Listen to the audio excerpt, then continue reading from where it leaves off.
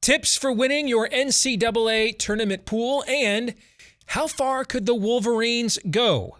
We will discuss that and more next on this week's episode of Michigan Podcast. But there's going to be one team that's going to play solely as a team. No man is more important than the team. No coach is more important than the team. The team, the team, the team. Looks deep for Anthony Clark. Waits for it. Hit. Caught. They said you can't be Ohio State. Now what? Brady gets terrific. Throws it. Get it. Touchdown. Knight again. Schultz just before Brazil got him. And a leaping interception by Woodson. Harbaugh back to throw over the middle. Caught by Collier at the 5 on his feet. Touchdown, Michigan. On its way. It's good. He's 5'7", 179 pounds, a junior at Michigan. But Jamie Morris packs a wallop, and he delivers for Bo Schembechler. And here's your first play. Pressure coming. Sack. It is Glenn Steele, number 81, who fought his way through the traffic. Option. And Robinson calls his own number, and he's going to score. Oh, an easy touchdown for Robinson and Michigan.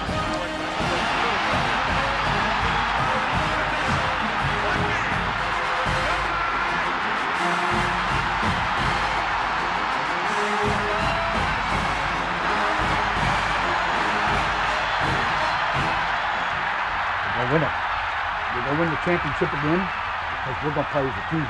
And when we play as a team and the old season is over, you and I know it's going to be Michigan again. Michigan.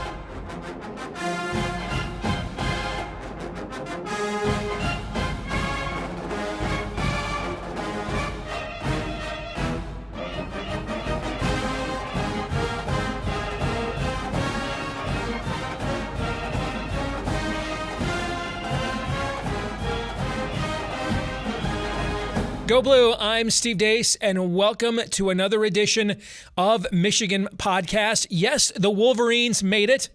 Yes, they're not even playing in Dayton in the first four. Yes, I even think they got a favorable draw. They get to play a game just a few hours away from Ann Arbor and Indianapolis, and in a place that their fans are used to traveling to here in the last year. But we'll get to all of that here in just a few minutes. Let us begin with an annual rite of passage. So over the last 5 years, I began working the system I'm about to share with you. And this system has had me 4 of the last 5 years finish in the top 1% in the nation at ESPN.com.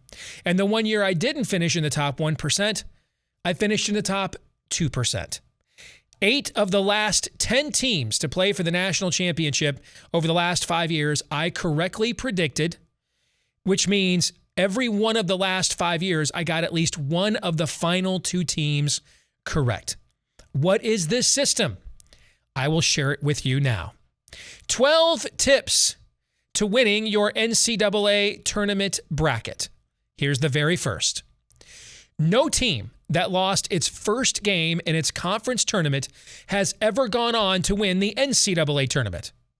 So this year, eliminate these 11 teams in the field from winning it all on your bracket.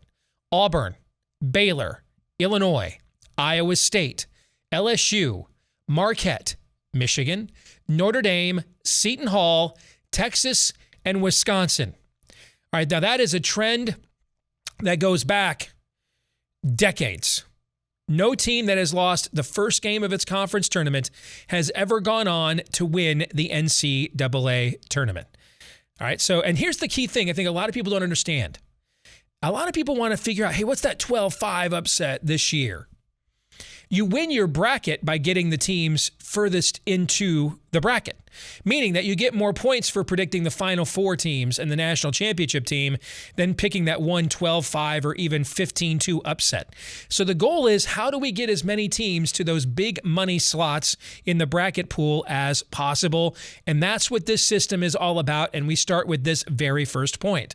And now we go to number 2. All but one national champion since 2002 when Ken Palm debuted. So we have 20 years of data on this. All but one national champion since 2002 was ranked in the top 25 of both Ken Palm's offensive and defensive efficiency ratings. This year, right now, that is only 6 teams heading into the tournament: Arizona, Auburn, Baylor, Gonzaga, Houston, and UCLA. However, Kansas, Kentucky, and Villanova are close to the point that with strong tournament runs, they would probably meet this criteria by the time we got that deep into March Madness, because obviously this is an evolving stat because the season is not totally over. Number 3, in the last 31 years, only 6 coaches have won it all in their first trip to the Final Four, but one of them was just last year with Scott Drew at Baylor. So when you get teams to the Final Four, that is something you want to think about. Who are the rookie coaches? And history says, although it didn't hold last year, to fade them at that point in your bracket. Number 4, 18 of the last 24, or 75% of the teams to make the Final Four, were in the top 20 of Ken Palm's defensive efficiency ratings. 2 other teams that made it were 21st and 22nd. This year, that is these 16 teams: Arizona, Arkansas, Auburn, Baylor, Boise State, Creighton, Gonzaga, Houston, Iowa State, LSU, San Diego State, St. Mary's, Tennessee, Texas, Texas Tech, and UCLA. However, there are several other teams close enough that with a strong showing in the regionals could eventually meet that criteria in tournament. Those teams are Kansas, Kentucky, Illinois, Indiana, Loyola of Chicago, Seton Hall, TCU, and Villanova. Chances are very high. At least 3 of the 4 teams that will eventually make the Final Four are on this list right here in front of you right now. Number 5, in the last 6 years, all 12 of the national championship game participants ranked in the top 6 of the offensive efficiency ratings at Bart Torvik's metrics from February 1st through the end of the conference tournaments. All 12 over the last 6 years. All 12. This year, that is these teams: Arizona, Duke, Gonzaga, Iowa, Kansas, and Kentucky. The odds are extremely high. At least one of the teams that will play in the national championship game are on this list right here. Number 6, teams that rank top 25 in 2-point defense and outside the top 150 in 3-pointers attempted traditionally do well in the NCAA tournament until last year, when none of them made the Final Four, and Michigan was the only one that made the Elite 8. All right, now why is this the case? Before I give you the teams, let me explain why this is the case. Because if you're ranking, if you're looking for things that are variables. 3-point shooting is a variable. Some nights they go in, some nights they don't. I mean, unless you're playing scrubs on defense every night, so you're just getting open look after open look after open look, chances are that it's just a highly volatile thing to rely upon for your scoring. All right, and that volatility doesn't lend well for a 6-game series of one and dones. All right, losing your outs. One thing that does limit variables is your 2-point defense. How well you protect the rim on easier, so-called easier shots. So that's what you're looking for, are teams whose fundamentals are consistent regardless of opponent or situation. Here are the teams that meet that threshold this year. 10 teams do. Arizona, Creighton, Gonzaga, Indiana, Memphis, St. Peter's, San Diego State, Seton Hall, Texas Tech, and USC. Number 7. Since Ken Palm began in 2002, less than 1% of the teams to make the Final Four ranked in the top 10 of either his offensive or defensive efficiency ratings, but then were outside the top 50 in the other. So this year, fade these 8 teams from getting that far in your bracket: Davidson, Iowa, Iowa State, LSU, Purdue, San Diego State, St. Mary's, and Texas Tech. Now, you may see teams show up here on multiple or even contradictory lists, like, say, Iowa. I'll explain what that means here when we get to the end. Number 8. Let's look at individual rounds. Let's start now with the round of 64. 16 seeds all time are just 1 and 144. 15 seeds all time are just 9 and 136. Translation, advance every 1 and 2 seed. Pick at least one 13 or 14 seed to win, because at least one of them does about 20% of the time. 12 seeds have won at least one game 28 of the last 32 years. And 9 seeds are almost exactly 500 all time against 8 seeds. When we move to the round of 32, pick all the number 1 seeds to advance to the Sweet 16, because they do so about 90% of the time historically. So don't try to pick the needle in the haystack. Just do the math and advance them all. Pick at least one double-digit seed to make it to the Sweet 16, because that's happened over 90% of the time too, 34 of the last 36 years, in fact. When we get to the Sweet 16, advance exactly 3 number 1 seeds to the Elite 8, because all-time 1 seeds make it that far right around 75% of the time. Advance no team seeded lower than 11th, because all-time only 2 of the 296 teams, that's a trend, only 2 of the 296 teams ever to make it to the Elite 8 were seeded that low. One of them, though, Oregon State, last year. All right, when we get to the Elite 8, advance either 1 or 2 1 seeds, because 29 of the last 36 Final Fours had exactly that many 1 seeds. Advance no double-digit seed to the Final Four, because all time since seeding began in 1979, only 6 of the 168 Final Four teams were seeded lower than 9th. That's just 3.5%. When you get to the Final Four, advance no team seeded lower than 6th, because only twice in the last 35 years has there been a national championship game with a team seeded lower than that. 1 seeds have squared off for the national title only 9 times ever. But 6 of those meetings have occurred in just the last 16 years, including Gonzaga-Baylor last year. 32 of the last 33 national champions were seeded 4th or higher.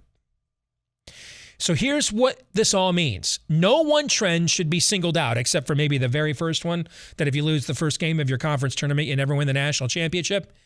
So what we're looking for here are teams that check multiple boxes to either fade or follow. So like a team like an Iowa, they show up on the Torvik trend of top 6 offensive efficiency, but they also show up on the trend for Ken Palm, that they're in the top 10 in one and outside the top 50 in the other. I'd probably split the baby in half, have them be a second weekend team, but I wouldn't have them going any further. All right, what I'm looking for are teams like Kentucky, Kansas, Arizona, Gonzaga. Those teams kept showing up over and over again and on the right lists. UCLA was another one, right? You're looking for teams that check multiple boxes in the same direction. I hope that helps. It's helped me greatly over the last 5 years. When we come back, we'll take a look at how we think Michigan might do in the NCAA tournament this year in a moment. March is officially here. The madness is underway, which means this is one of the ideal times to become one of our supporters on our Patreon page at patreon.com/Michigan Podcast. You get my daily college basketball handicapping picks, which have done very well this season. And we're going to pick every NCAA tournament game against the spread. We've done that the last 2 years and had a phenomenal record both of those seasons. So this is the perfect time right now to sign up to support us.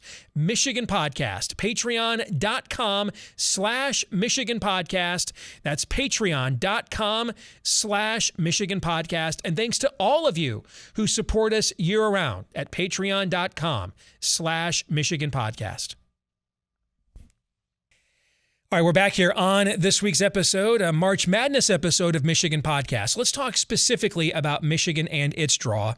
And when you're sweating it out as a Michigan fan for the last few days here after that dreadful meltdown, I mean, one of the worst face plants I've ever seen from a Michigan basketball team, maybe the worst I've seen in a postseason setting since Tommy Amaker's last game at Michigan. Michigan is in the 6-11 game of the Big Ten tournament. Amaker is finally going to make the NCAA tournament. Finally. All he's got to do, and this was when it was still an 11-team league, all he's got to do is beat 11th seeded Minnesota. and he lost. And that was his last game as Michigan's basketball coach. And that's what that meltdown against Indiana looked like. It's not that Indiana was as bad as Minnesota. They're not. If anything, the Hoosiers have underachieved under Mike Woodson in his first year. But it's the fact that you were up by 17 points at the under 12. And just watching that, the first time that Michigan took a punch in that game, they just El Foldo. That was pathetic as a performance. And if you wanted to give the selection committee an excuse to not put you in, that performance will do it. But Michigan now joins Georgia as the only two teams this century to get in as an at-large selection despite being only 3 games over 500. But in both cases, both Georgia and Michigan had top 5 overall strengths of schedule. So that's why the Wolverines get in. And they're not even in Dayton. I thought for sure we were trending to Dayton the way the weekend went on. But Michigan got in probably as the last team without or with a bye. And then I think got a very favorable draw. When you look at Colorado State, its best player is really good. He's also only about 6'7". I don't know how they defend our front line of Hunter and Diabate. I don't understand Colorado State's seeding, actually. Boise State won the Mountain West regular season and tournament. It's in an 8-9 game, and Colorado State didn't finish second to Boise in the regular season, lost in the conference tournament semis, and is a 6. I don't understand that seeding at all. I think that's a very winnable game for Michigan. It also fits the trend line. Win, lose, win, lose, win, lose. Devontae Jones says this has become so obvious that even the team has been joking about it recently. Well, they lost the last game, which means they're due to win this one. It's also in Indianapolis, just a stone's throw from the state of Michigan, so I would expect there to be tons of Michigan fans there like we saw in the Big Ten Championship. And then if you look at the second round game, likely against Tennessee, I think Tennessee is a terrific team. But, Rick Barnes is a head coach going back to when he was at Texas and now at Tennessee, has a history of NCAA tournament flameouts. Number 2, Tennessee is a team that is very reliant on three-point shooting for offense. Well, that's the whole linchpin of Juwan Howard's defensive philosophy, is limiting three-point attempts coming from the NBA.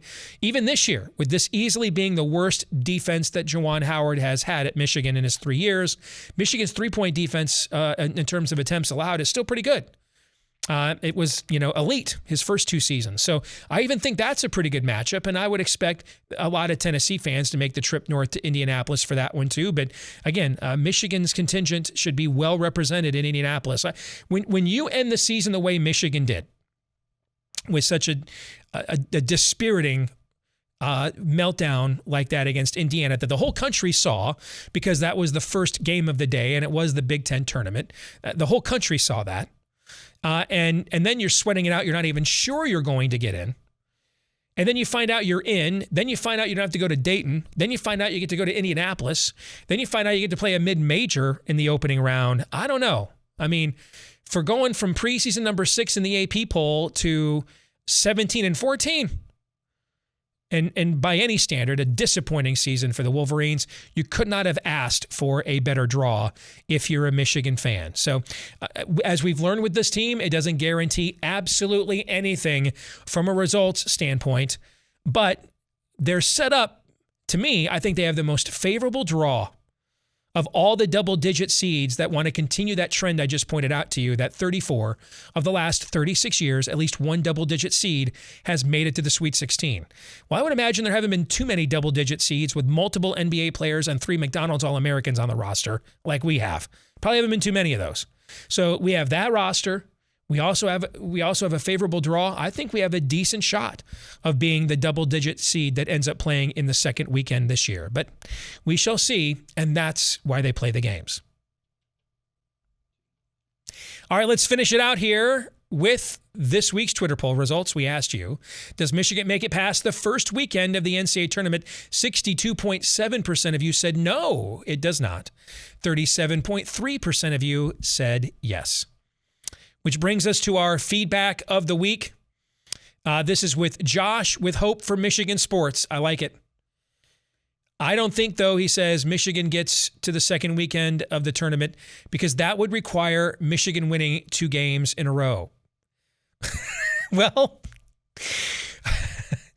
sometimes you just keep the analysis pretty simple. When a team's had an 11-game streak of win, lose, win, lose, win, lose, win, lose, win, lose, yeah, as we say in the betting world, man, don't mess with a streak. So Josh's analysis reminds me of the classic line from Major League. They don't call him the best color man in the business for nothing. But it's pretty poignant, actually, when you watch how the Wolverines have played here in the last 4 to 6 weeks of the season. So he might be right on the money. We'll find out here soon enough. Thank you for tuning in to this week's episode of Michigan Podcast. Don't forget, like, rate, subscribe, share, follow, 5-star review, however those things apply to whichever and however method you use to watch or listen every week, whether it's right here on YouTube or listening on a podcast like on iTunes or elsewhere. Please help us to find more Michigan fans just like you. Follow us on Twitter as well in between episodes at Michigan Podcast on Twitter. Until the next time, I'm Steve Deace. Enjoy the madness and go blue.